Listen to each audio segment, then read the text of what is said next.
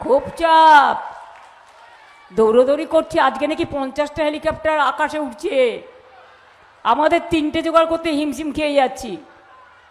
50টা helicopter, 19টা chief minister, government of ইন্ডিয়ার সব minister, CRPF, CISF, ITBP, BSF, আবার মিলিটারি কি যেন বলে এগুলোকে, গাড়ি, সাজোয়া গাড়ি, সাথে ইডি, ইনকাম ট্যাক্স, এনআইএ, সব নিয়ে চলে এসছে।